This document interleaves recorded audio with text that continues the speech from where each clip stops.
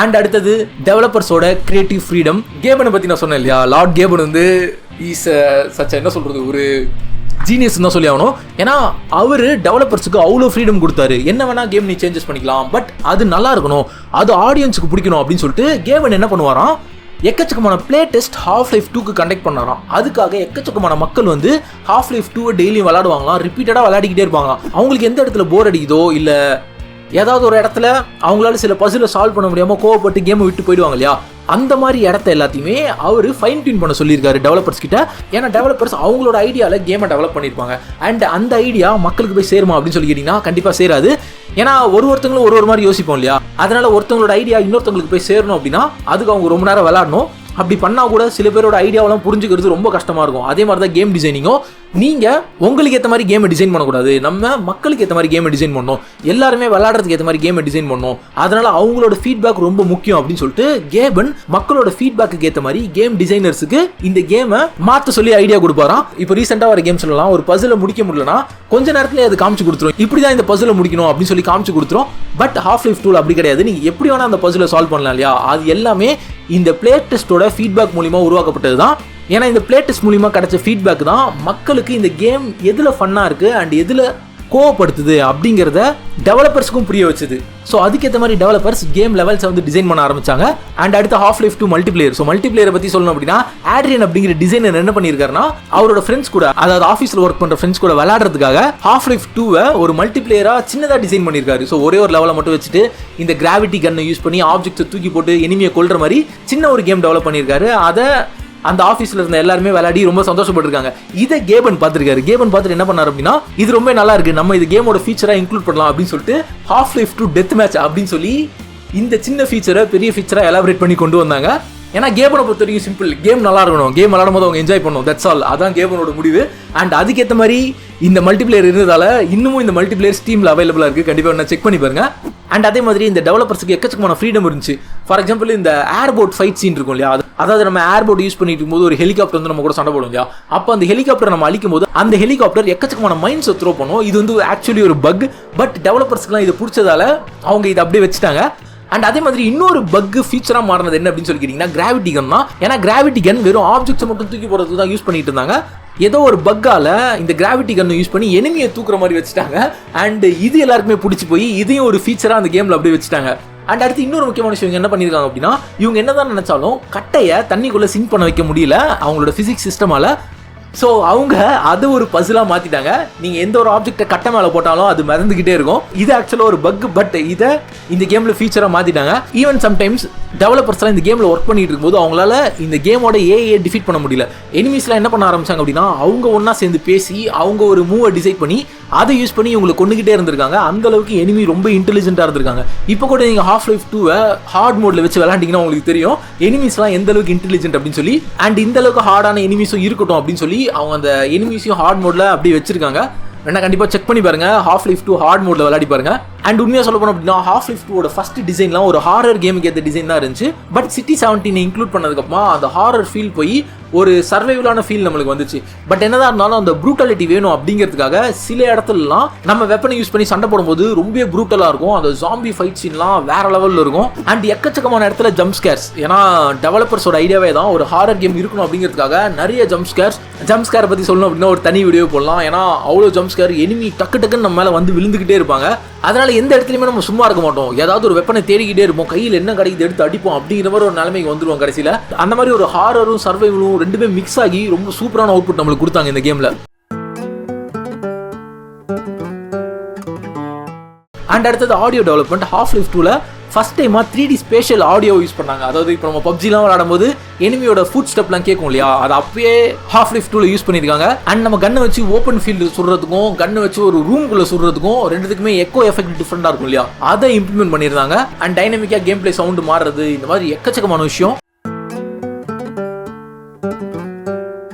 இப்படி கேம் நல்லாவே டெவலப் ஆகிட்டு இருக்கும்போது என்ன அப்படின்னு சொல்லி கேட்டீங்கன்னா, வால்வுக்கும் விவிண்டிக்கும் ஒரு பெரிய சண்டை வந்து. இந்த விவிண்டி யாருன்னா, இவங்க தான் வால்வோட பழைய கேம்ஸ் ஆன Counter Strike and Half Life 1 இது எல்லாத்தையுமே சிடி போட்டு விற்கிறவங்க.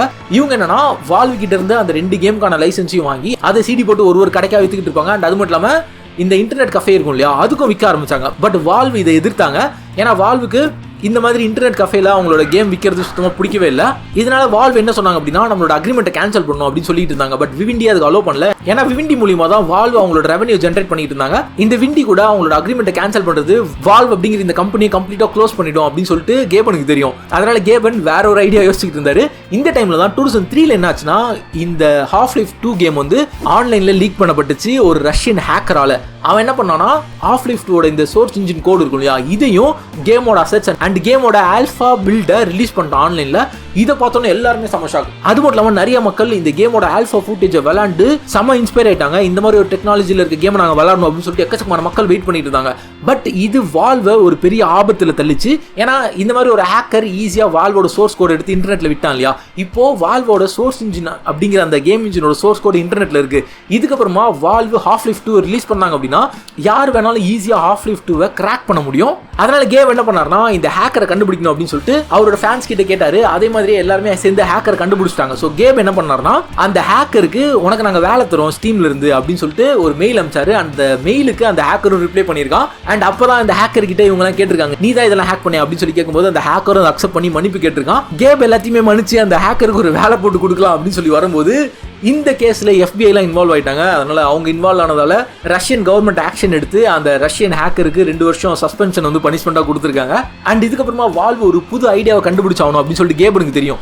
ஏன்னா இப்போ வால்வோட சோர்ஸ் கோட் ஆன்லைன்ல இருக்கு. யார் வேணாலும் Half-Life 2 ரிலீஸ் ஆனதுக்கப்புறமா அதை ஈஸியாக கிராக் பண்ணிடலாம். பட் இருந்தாலும் எக்கச்சக்கமான ஃபேன்ஸ் அந்த கேமுக்காக வெயிட் பண்ணிட்டு இருந்தாங்க. ஏன்னா அந்த லீக்டு கேம் எக்கச்சக்கமான பேர் விளாண்டு அவ்வளோ சூப்பராக இருக்குன்னு ரிவ்யூலாம் கொடுத்துட்டு இருந்தாங்க.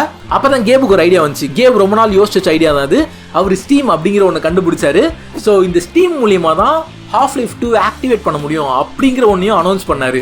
யாரா இருந்தாலும் சரி Half-Life 2 டிஸ்க் வாங்கினதுக்கு அப்புறமா அவங்க ஸ்டீம் அவங்களோட பிசியில் இன்ஸ்டால் பண்ணும். அண்ட் அந்த டிஸ்க் போட்டிருக்கும் போது ஸ்டீம்ல அவங்களோட அக்கௌண்ட்ல லாகின் பண்ணி தான் இந்த கேம் ஆக்டிவேட் பண்ண முடியும். இப்படி பண்றது மூலியமா பைரசி நம்ம ஸ்டாப் பண்ணிடலாம் அப்படின்னு சொல்லிட்டு லார்ட் கேபன் என்ன பண்ணாருன்னா ஸ்டீமை ஃபர்ஸ்ட் டைமா இன்ட்ரோடியூஸ் பண்ணாரு. ஸோ இதுதான் பிசி கேமிங் ஹிஸ்டரியே கம்ப்ளீட்டா சேஞ்ச் பண்ண மொமெண்ட். ஸோ ஒரு கேம் ஒருத்தருக்கு தான் ஒருத்தரால ஒரு கேம் ஆக்டிவேட் பண்ண முடியும். அண்ட் உங்களுக்கு இன்னொரு கேம் வேணும் அப்படின்னா இன்னொரு டிஸ்க்ல தான் அந்த கேம் ஆக்டிவேட் பண்ணி ஆகணும். இந்த மாதிரி அனௌன்ஸ் பண்ணோன்னே இந்த விண்டி இருக்காங்க இல்லையா, விண்டிக்கு சுத்தமாக பிடிக்கல. ஏன்னா விண்டி வந்து வால்வோட கேம்ஸை சிடி போட்டு விற்கிறவங்க, இது காம்பாக்ட் டிஸ்கோட இண்டஸ்ட்ரி ரொம்ப பாதிச்சிடும் அப்படின்னு சொல்லிட்டு இந்த விண்டி என்ன பண்ணாங்கன்னா வால்வுக்கு அகேன்ஸ்டா கம்ப்ளைண்ட் ஃபைல் பண்ணி வால்வோட எல்லா கேம்ஸையுமே அவங்க எடுத்துக்க பார்த்தாங்க. அதாவது இந்த Half-Life சீரிஸ், கவுண்டர் ஸ்ட்ரைக் சீரிஸோட ஐபியை அவங்களுக்கு சொந்தமாக்கிக்க ட்ரை பண்ணாங்க. பட் கடைசியாக வால்வ் இதில் வின் பண்ணிட்டாங்க. வின் பண்ணதுக்கப்புறமா அவங்களோட ஐபி அவங்களுக்கே கிடைச்சிடுச்சு. இந்த மாதிரி கோர்ட்ல கேஸ் நடந்துட்டு இருக்கும்போது தான் கேப் இருக்கார் இல்லையா, அவரோட வீடை விற்கிறதுக்கு ரெடியா இருந்தாரு. ஏன்னா வால்வில் ஒர்க் பண்றவங்களுக்கு எல்லாம் சம்பளம் கொடுக்கணும் அப்படிங்கிறதுக்காக அவரோட வீட்டை கூட விற்க ரெடியா இருந்தாரு. பட் அதுக்குள்ள அந்த கேஸ்ல இவங்க வின் பண்ணி Half-Life கவுண்டர் ஸ்ட்ரைக் இதுக்கான ஐபி எல்லாம் மறுபடியும் அவங்க வாங்கிட்டாங்க. அண்ட் அடுத்து இந்த கேம் எப்படி பெரிய சக்சஸ் ஆச்சு அப்படிங்கறத பார்க்கலாம். இவங்க 5 வருஷமா ரொம்ப கஷ்டப்பட்டு இந்த கேம்ல ஒர்க் பண்ணதுக்குமா 2003ல E3 நடந்திருக்கும் இல்லையா, அந்த E3ல இவங்க கேம் வந்து ஷோகேஸ் பண்ணியிருக்காங்க.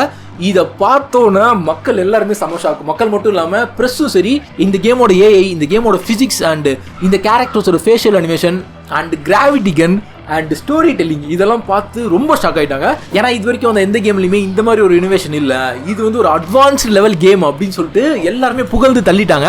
அண்ட் இதை பார்த்தோன்னா மற்ற ஸ்டூடியோலாம் நம்மளும் ஏஐ அண்ட் ஃபிசிக்ஸில் இன்னும் நிறைய டெவலப்மெண்ட் பண்ண வேண்டியது இருக்குது அப்படின்னு சொல்லிட்டு அவங்களும் டெவலப்மெண்ட்டை ஸ்டார்ட் பண்ண ஆரம்பிச்சிட்டாங்க. ஒட்டுமொத்த மீடியாவும் Half-Life 2 பார்த்து கேம் ஆஃப் த ஷோ அப்படின்னு சொல்லிட்டு செம்மையாக அப்ரிஷியேட் பண்ணிட்டு இருந்தாங்க. ஈவன் IGN கேம் ஸ்போர்ட் எல்லாருமே இந்த E3லேயே நடந்த ஒரு இம்ப்ரெசிவான டெமோனா அது Half-Life 2 டெமோ தான் அப்படின்னு சொல்லி செம்மையாக புகழ்ந்துட்டாங்க. இதை பார்த்ததுக்கு அப்புறம் தான் கேம் டெவலப்பர்ஸ்க்கு ஒரு நம்பிக்கையே வந்திருக்கு. அண்ட் இதை E3ல இருந்து எக்ஸ்பீரியன்ஸ் பண்ணது பிரியன் ஜாக்கப் அப்படிங்கிறவர் தான். இவர் வால்வ்ல தான் ஒர்க் பண்ணிட்டு இருக்காரு. இவர் மக்களோட ரியாக்ஷனை பார்த்து எல்லார்கிட்டயுமே வந்து என்ன சொன்னாரா அப்படின்னா நம்மளோட கேம் மக்கள் எல்லாருக்கும் பிடிச்சிருக்கு அப்படின்னு சொல்லிட்டு ரொம்ப சந்தோஷமா சொன்னதா சொல்லியிருக்காரு. ஏன்னா E3ல மக்கள் இதை பார்த்ததுக்கு அப்புறமா இந்த அளவுக்கு ஒரு கேமை இந்த டைம்ல ரெடி பண்ண முடியுமா அப்படின்னு யோசிச்சாங்களாம். அண்ட் இந்த மாதிரி கேம் ஹேக் ஆனதால 2003ல ரிலீஸ் ஆக வேண்டிய கேம் 2004ல ரிலீஸ் ஆச்சு. ஏன்னா அதுக்குள்ள கேம் என்ன பண்ணாருன்னா ஸ்டீம்லாம் டெவலப் பண்ணாரு. அண்ட் ஸ்டீம்ல கேமை டிஜிட்டலாகவும் சேல் பண்ணாரு. அதே மாதிரி Half-Life 2 டிஸ்க் மூலியமாகவும் சேல் பண்ணாரு. கரெக்டா நவம்பர் 16, 2004 அப்போ இந்த கேம் டிஜிட்டலாகவும் டிஸ்காவும் ரிலீஸ் ஆச்சு. எக்கச்சக்கமான பேர் இந்த கேம் ஒரு டிஸ்க் வாங்கியிருப்பாங்க இல்லையா, அவங்க கேமை இன்ஸ்டால் பண்ணதுக்கு அப்புறமா அவங்க ஸ்டீமை டவுன்லோட் பண்ணி ஆக்டிவேட் பண்ண வேண்டியது இருந்துச்சு. பட் அன்னைக்கு ஒரு நாள்லயே கிட்டத்தட்ட 1.7 மில்லியன் காப்பீஸ் இந்த கேம் சேல் ஆச்சு.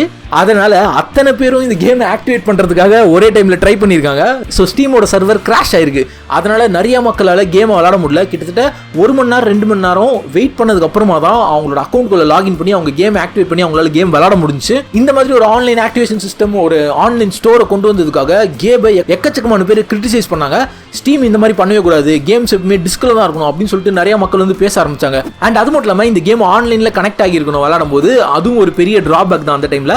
இதுக்காகவும் மக்கள் நிறைய கிரிட்டிசைஸ் பண்ணாங்க. எப்படி நாங்கள் ஆன்லைனில் கேமை வச்சுக்கிட்டே இருக்கிறது, ஆஃப்லைன்லையும் எங்களால் அந்த கேமை விளாட முடியணும், இல்லைனா எதுக்காக நாங்கள் இந்த கேமை வாங்காமலே இருந்திருப்போம் இல்லையா அப்படிங்கிற மாதிரி ஹார்ஷான கிரிட்டிசைசேஷன் ஸ்டீம் மேலே விழுந்துச்சு. பட் லார்ட் கேபன் ஒரு டிசிஷன் எடுத்தார் அப்படின்னா கண்டிப்பாக அது ரெவல்யூஷனரியாக இருக்கும். அண்ட் இப்போ நம்ம ஸ்டீமை எந்த அளவுக்கு புகழ்றோமோ அப்படி ஸ்டீம் கிடையாது. ஸ்டார்டிங்கில் ஸ்டீம் எக்கச்சக்கமான பேர் கழுவி ஊற்றிருக்காங்க. பட் இப்போ இந்த பிசி கேமிங் இண்டஸ்ட்ரி இவ்வளோ ப்ராடாக எக்ஸ்பேண்ட் ஆகிருக்குன்னா அதுக்கு முக்கியமான காரணம் ஸ்டீமும் தான். எக்கச்சக்கமான இண்டி டெவலப்பர்ஸ் ஆகட்டும், சின்ன சின்ன ஸ்டூடியோஸ் ஆகட்டும், எல்லாருமே அவ்வளோ சக்ஸஸ்ஃபுல்லாக இந்த கேமிங் இண்டஸ்ட்ரியில் மாறி இருக்காங்கன்னா அதுக்கு காரணமும் ஸ்டீம் தான். ஏன்னா ஸ்டீம் கம்யூனிட்டி அந்தளவுக்கு ஸ்ட்ராங்காக டெவலப் ஆயிருக்கு. அதில் under rated games and indie கேம்ஸுக்குலாம் அவ்வளோ ப்ரையாரிட்டி கொடுப்பாங்க எல்லா மக்களும். ஓகே, ஸ்டீம் பற்றி நம்ம அப்புறமா பேசுவோம். இப்போ கேம் பார்ப்போம். அன்னைக்கு ரிலீஸ் ஆனப்போ எக்கச்சக்கமான பேர் இந்த கேமை கிரிட்டிசைஸ் பண்ணாங்க அண்ட் ஸ்டீமை கிரிட்டிசைஸ் பண்ணாங்க அப்படிங்கிறத பார்த்தோம் இல்லையா. பட் அவங்கெல்லாம் கேமை விளாண்டதுக்கு அப்புறமா அவங்க எல்லாருமே இந்த மாஸ்டர் பீஸை பார்த்து ஷாக் ஆகிட்டாங்க. ஏன்னா அடுத்த நாள் வந்த எல்லா ரிவ்யூஸும் இந்த கேமை மாஸ்டர் பீஸ், இது இந்த ஜென்ரேஷனுக்கான கேமே கிடையாது, இது ஒரு ஃபியூச்சர் டெக்னாலஜி அப்படின்னு சொல்லி ரொம்ப ப்ரைஸ் பண்ணாங்க. ஏன்னா Half-Life 2 ரிலீஸ் ஆனப்போ அதோட மினிமம் ரெக்குவயர்மெண்ட் என்ன தெரியுமா? ஒரு 1.2 GHz CPU, 256 MB of RAM and DirectX support பண்ற ஒரு GPU and 4.5 GB storage and அது மட்டும் இல்லாமல் இன்டர்நெட் கனெக்ஷன். இவ்வளவுதான். இந்த ரெக்குவயர்மெண்ட் இருந்தால் போதும் இந்த அளவுக்கு ஒரு அட்வான்ஸான பிசிக்ஸ் சிமுலேஷன் இருக்கிற கேமை உங்க பிசியில் நீங்க விளையாட முடியும். இதை வால்வ் பண்ணியும் காமிச்சாங்க. PC Gamer, IGN, Eurogamer இவங்க எல்லாருமே Half-Life 2க்கு 10 out of 10 ரேட்டிங் கொடுத்துருக்காங்க. அதனால தான் சொல்கிறேன் Half-Life 2 வந்து ஒரு மாஸ்டர் பீஸ்.